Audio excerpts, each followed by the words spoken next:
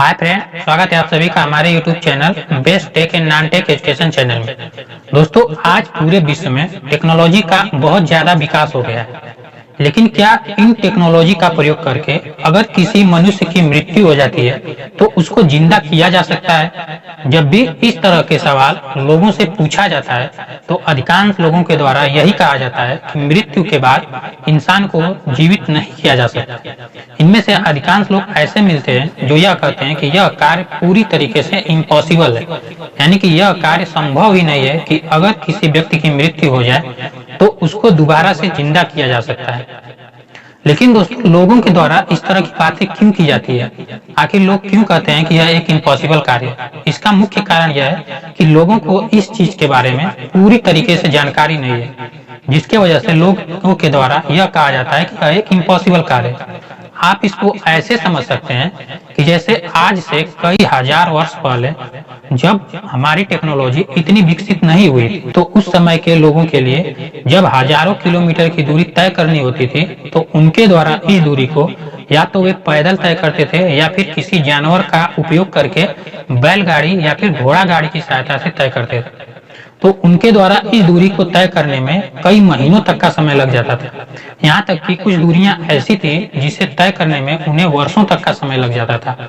तो उनके लिए कुछ घंटों में हजारों किलोमीटर की दूरी को तय करना एक असंभव कार्य था। उस समय के लोगों को जब एरोप्लेन के बारे में कोई जानकारी नहीं थी, तो उनके लिए एक स्थान से दूसरे स्थान तक आसमान में उड़कर जाना एक असंभव कार्य था। जब उस समय के लोगों के लिए चंद्रमा के बारे में कोई जानकारी नहीं थी, सूर्य, तारे और ग्रहों के बारे में कोई जानकारी नहीं थी, यहाँ तक कि उनको यह भी नहीं पता था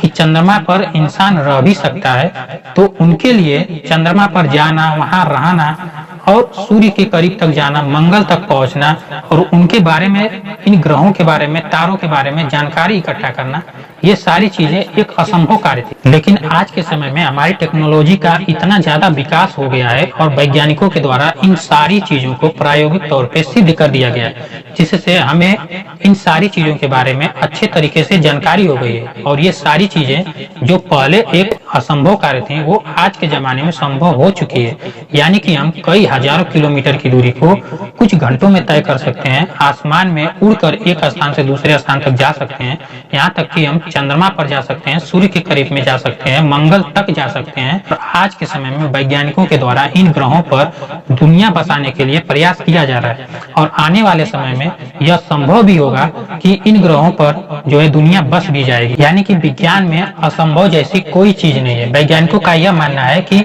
ब्रह्मांड में कोई भी चीज जो उपस्थित है या फिर कोई भी जो घटना हो रही है, उसके उपस्थित होने और होने का एक कारण होता है। अगर हम उस कारण के बारे में पता लगा लें तो उस वस्तु के होने और घटना के घटित होने के रहस्य का पता भी लगा सकते हैं और उसको आसानी से कंट्रोल कर। यही कारण है कि वैज्ञानिकों के द्वारा यह माना जाता है कि अगर किसी इंसान की मृत्यु हो जाती है तो उसको दोबारा से जीवित किया जा सकता है और इसका एक साइंटिफिक रीजन भी है। मेडिकल साइंस के वैज्ञानिकों का यह कहना है कि जो हमारी शरीर होती है वो कोशिकाओं से मिलकर बनी होती है और जब भी हम कोई खाद्य पदार्थ अपने शरीर के अंदर ग्रहण करते हैं तो इससे हमारे शरीर में ग्लूकोज बनता है और यह ग्लूकोज जब हमारे शरीर में उपस्थित ऑक्सीजन से क्रिया करता है तो इससे एटीपी नामक एनर्जी बनती है और इस एटीपी एनर्जी का कोशिकाओं के द्वारा उपयोग किया जाता है, जिससे कोशिकाओं में एक प्रकार का केमिकल रिएक्शन होता है और इस केमिकल रिएक्शन से जो है नए कोशिकाओं का निर्माण होता है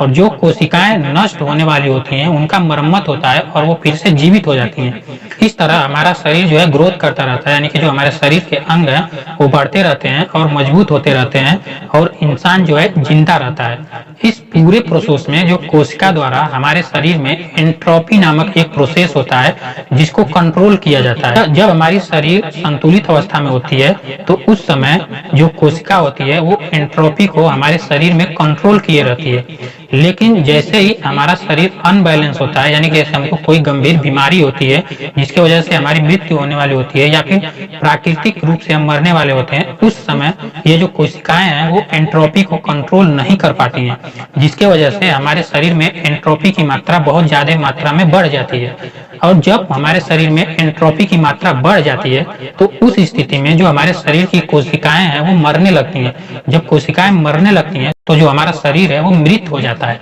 तो यहाँ पर वैज्ञानिकों का यह मानना है कि जब कोशिकाएं एंट्रोपी को कंट्रोल नहीं कर पाती हैं और शरीर में एंट्रोपी की मात्रा बढ़ जाती है तो उस वजह से व्यक्ति की मृत्यु हो जाती है। तो अगर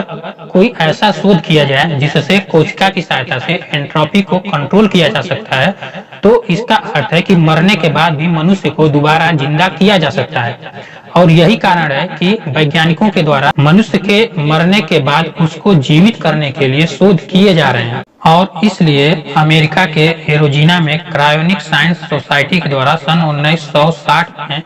मरे हुए व्यक्तियों के शवों को एल्युमिनियम फॉइल में लपेटकर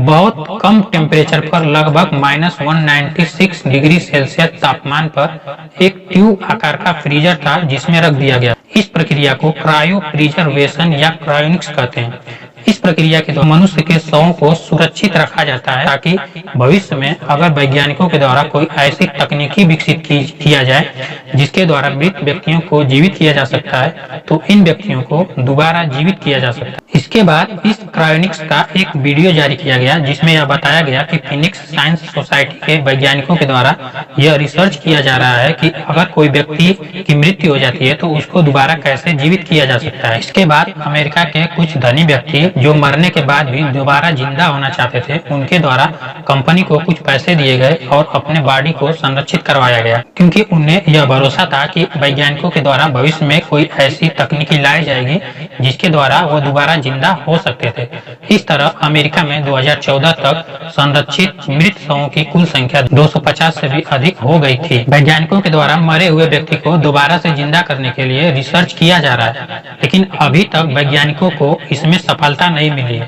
केवल वैज्ञानिक इतना ही सफल हो पाए हैं कि वह किसी व्यक्ति को कुछ दिनों तक जिंदा रख सकते हैं। आप इस बात को इस तरीके से समझ सकते हैं कि जैसे मान लीजिए कि कोई मरीज है जिसे सांस की बीमारी है और उसका सांस फूल रहा है तो अगर आप उस व्यक्ति का इलाज नहीं करेंगे तो वह व्यक्ति आपते आपते मर जाएगा।